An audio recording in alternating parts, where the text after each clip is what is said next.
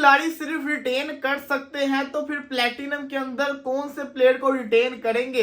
जैसे कि मैंने आपको पहले बताया था कि कहा जा रहा है कि PSL 11 में सिर्फ 3 खिलाड़ियों को रिटेन करने की इजाजत होगी, क्योंकि 2 न्यू टीम्स आ रही हैं, उनके लिए जो लोकल प्लेयर्स हैं उनका पूल ज्यादा करना होगा। तो मैं सोच रहा था अगर प्लेटिनम कैटेगरीज की बात करें जो PSL 2025 के अंदर थे, ये सारी टीम्स के प्लेयर्स आपके सामने प्लेटिनम कैटेगरी के, तो इनमें से पहले तो 8 की गुंजाइश थी ना, 8 प्लेयर रिटेन कर सकते थे, तो उनमें से 2 तो बंदा प्लेटिनम में रिटेन कर लेता था। लेकिन सवाल ये आता है अब सिर्फ 3 कर सकते हैं, तो फिर अगर एक को किया जाएगा तो वो कौन सा प्लेयर हो सकता है?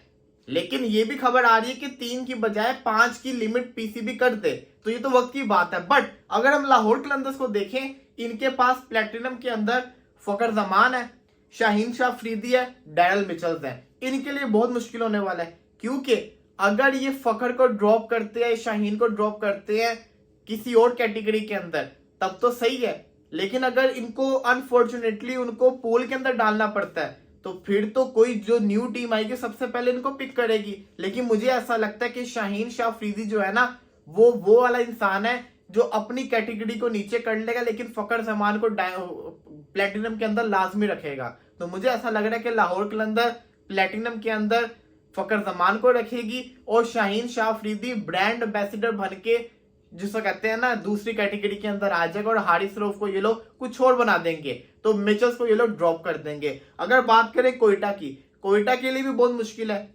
इनको ने फहीम अशरफ है, इनके पास फिन एलन है, मार्क चैपमैन है, तो यहां तक मुझे लग रहा है कि ये लोकल प्लेयर को ही रिटेन करेंगे। फहीम अशरफ को ये लोग इसके अंदर रिटेन करके बाद में जाके फॉरेन प्लेयर्स के अंदर किसी और को बाय कर लेंगे, ये अपने फहीम अशरफ को नहीं ड्रॉप करेंगे, तो ये भी रिटेन हो जाएगा। इसी के साथ साथ पेशावर जल्मी, इनके लिए तो सबसे ज्यादा मुश्किल है ना। TKC को तो ये ड्रॉप कर देंगे, साइम और बाबर में से किसको करेंगे?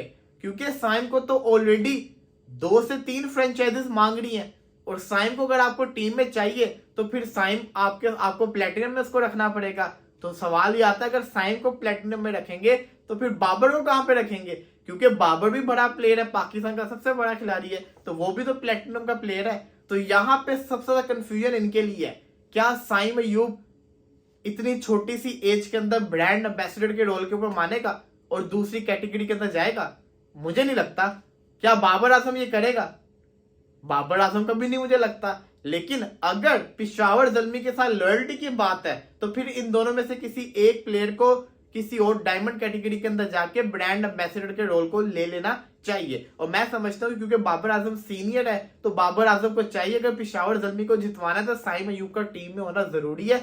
साइम को प्लेटिनम में रख के बाबर खुद डायमंड में चला जाए और खुद ब्रांड एम्बेसडर बन जाए, तो वो हिसाब किताब पूरा हो जाता होता है। लेकिन ये बहुत मुश्किल कॉल होगी, और जहां तक मुझे खबर आई है, जो 2 न्यू टीम्स अगर आएंगी तो उनमें से किसी एक टीम की पहली कोशिश होगी साइम अयूब को अपनी टीम में बुला के उसको कप्तानी का रोल देना। तो ये बहुत मुश्किल होने वाला है पेशावर जल्मी के लिए, क्योंकि हारिस तो ऑलरेडी डायमंड के अंदर आता है, वो तो कर लेंगे ये लोग किसी न किसी तरीके से। लेकिन यहाँ पे रोला बनेगा। Islamabad United, Shadab, Naseem, Matthew short बाहर हो जाएगा। शदाब और नसीम में से किसको रखा जाएगा? ये भी 2 बड़े नाम है। लेकिन इस्लामाबाद क्या सलमान अली आगा को, जो कि पाकिस्तान का कप्तान बन गया तीनों फॉर्मेट का, तो क्या उसको प्लेटिनम में नहीं रखेगी? ये भी इनके लिए सवाल है। तो इनके लिए भी बहुत मुश्किल होने वाला है। जहां तक मुझे लगता है, जो मेरा ओपिनियन है, नसीम शाह की तो बॉलिंग में जिसको कहते हैं ना पुअर होने लग गई है, ये नसीम को कर सकते हैं। लेकिन मेरा जहां तक मानना है ना, अगर आपकी टीम के अंदर पाकिस्तान का कप्तान मौजूद है जो कि तीनों फॉर्मेट का कप्तान बन जाएगा, तो फिर उसकी तौहीन होगी अगर आप उसको किसी और कैटेगरी के अंदर रखोगे। उसको प्लेटिनम में रख के इन दोनों को ड्रॉप करें, सलमान अली आगा को ही कप्तान रखें, क्योंकि वो आपका पाकिस्तानी टीम का कप्तान है, उसका कप्तान होना जरूरी है। ये बड़ा इंपॉर्टेंट चीज होती है। मुल्तान सुल्तान, इनकी तो पूरी टीम ही जिसको कहते हैं ना चेंज होने वाली, तो मेरे ख्याल से इनके लिए मुश्किल नहीं होगी, सबको प्लेटिनम से रिमूव कर सकते हैं। कराची किंग्स बहुत मुश्किल होगा, मिलने को ड्रॉप कर देंगे।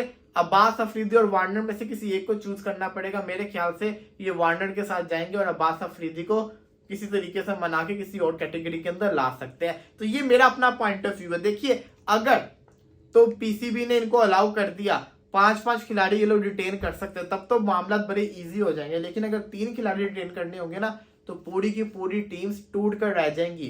कौन किसकी टीम के अंदर जाएगा बहुत ज्यादा मुश्किल हो जाएगा हिसाब किताब। तो लेट्स सी देखते हैं क्या बनता है।